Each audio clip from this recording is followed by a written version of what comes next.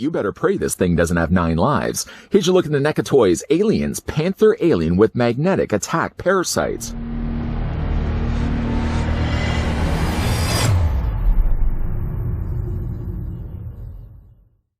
Dark, empty, silent. This is deep space, and vicious aliens are attacking. One force has the guns and the guts to face these ugly monsters. Send in the heavy metal. Send in the Marines.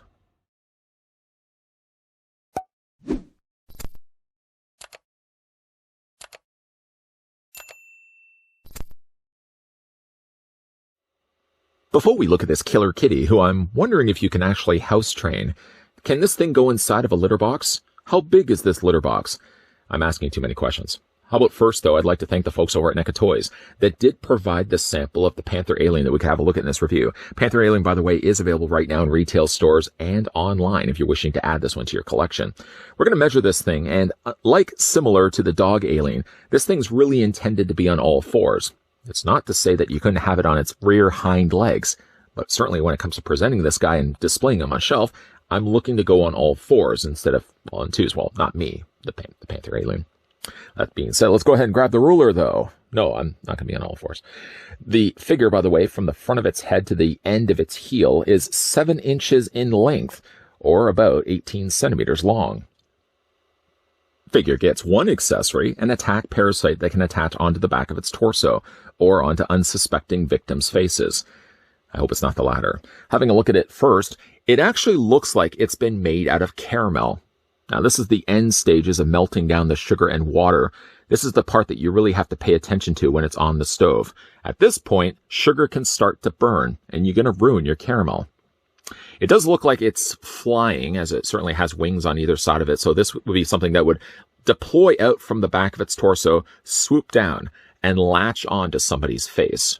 You can see, like, the way they've sculpted the inside of it sort of has like a little tiny legs, I'm guessing, because even in the image, you can kind of see something that sticks out the bottom of it. It actually looks like a creature that one would expect to battle in Cobra Law.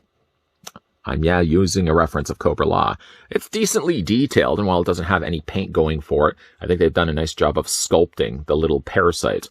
You may also see, being the fact it hasn't been painted, a circular magnet on the inside of its body.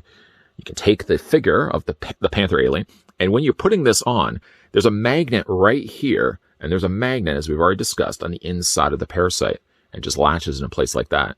If you're not certain where it's supposed to go, easily just line it up to the shape of the shoulder blades. And you can even feel like there's the magnet right there, pulling it in. And of course, one thing that's good about it too is it matches the same burnt. It's not quite burnt yet. We're on the stages of almost burning the sugar, but it's a similar color that they've actually used the front of its dome as well. I really like the look of that. That's so super cool. Getting a closer look, though, at its face. Very much a familiar-looking xenomorph. One thing that's notable about the Panther alien is it has a very short head.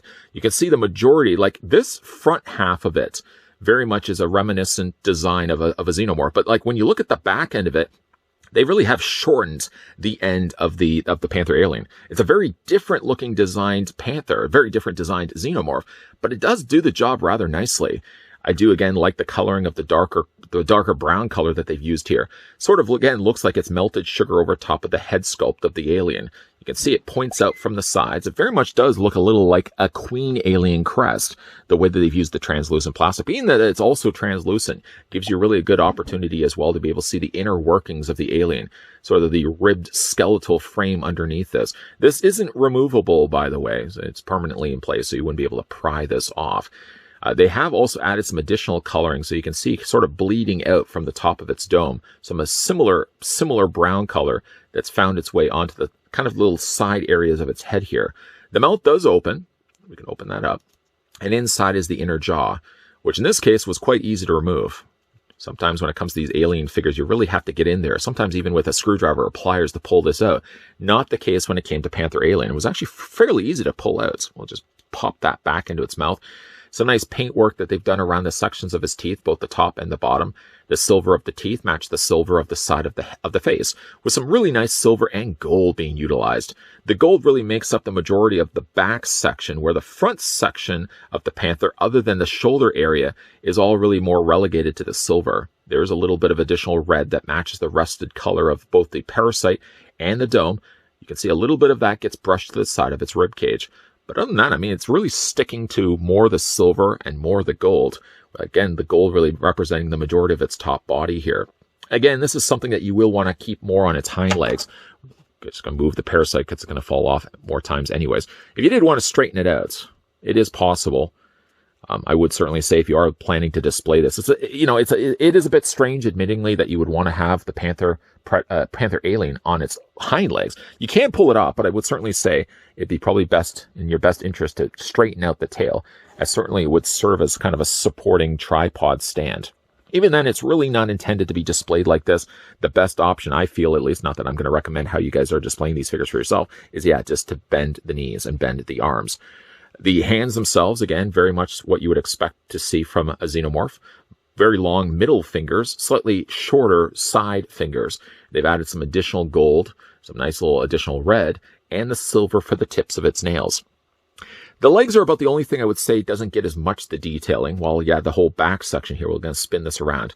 Not that you really want to be seeing this side of the alien, especially if you're going to have to clean the litter box after it. But you can see, like, right here, what they've done is they've used white pegs. So my guess is that the whole body of the alien is actually this white plastic, and then they've gone in there and just airbrushed the darker colors of the silver and the lot darker colors of the gold that they've added in there as well. Detailing is really nice.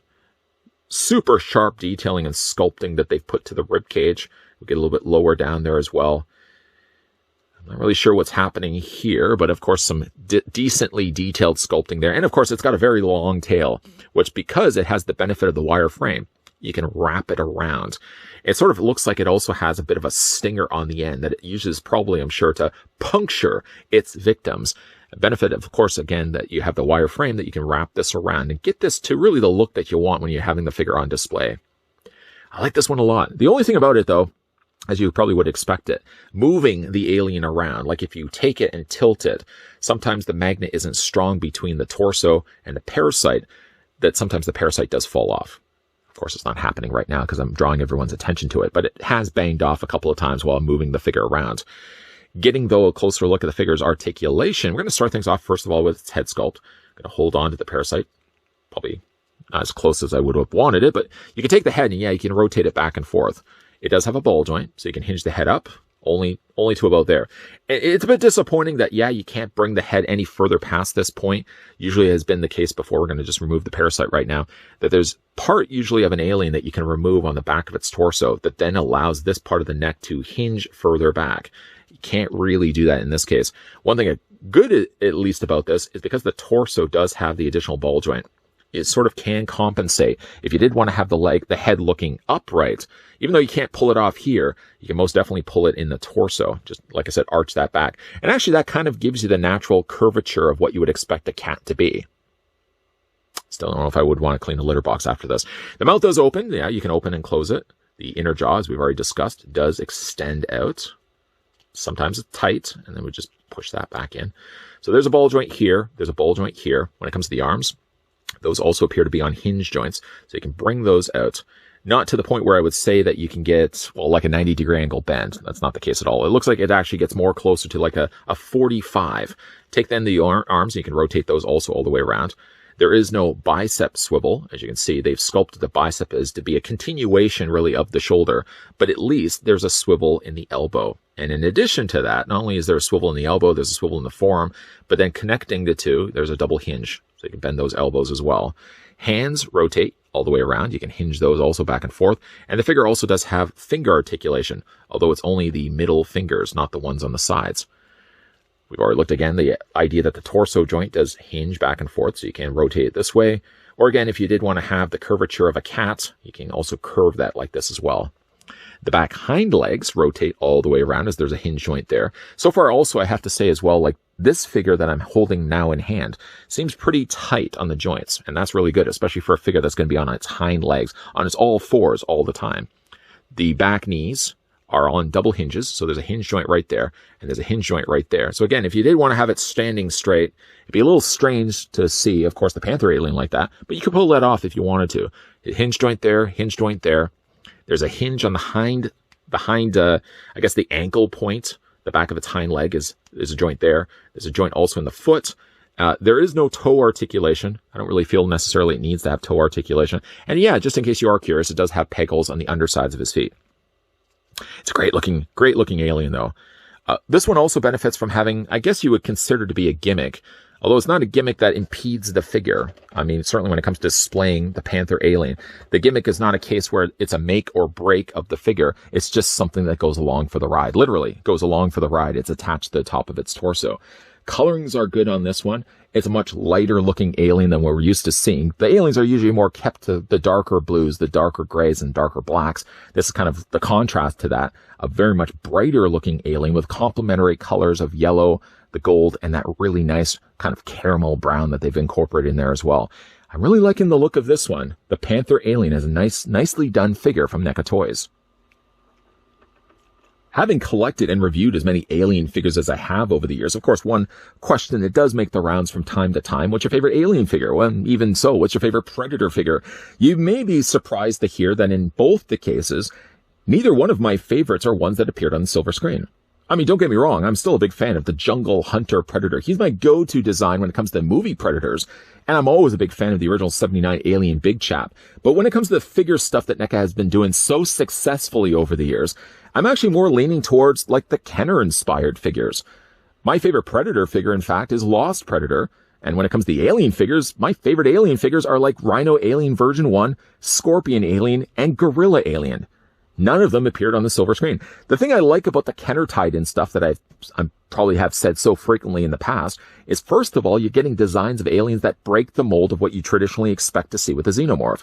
So in like cases like this, you're bringing in the traits of different animals and embedding it into the DNA of the xenomorphs. So you're getting weird aliens like Snake Alien and the Rhino Alien we talked about before and the Scorpion Alien. And also you're getting yourself, in this case, the really interesting Panther Alien.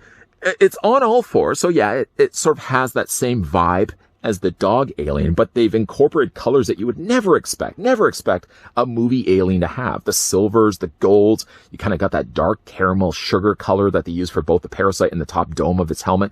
That's the stuff that I'm leaning more towards. And it is some of my favorite things that NECA have been putting out for both Predators and alien figures.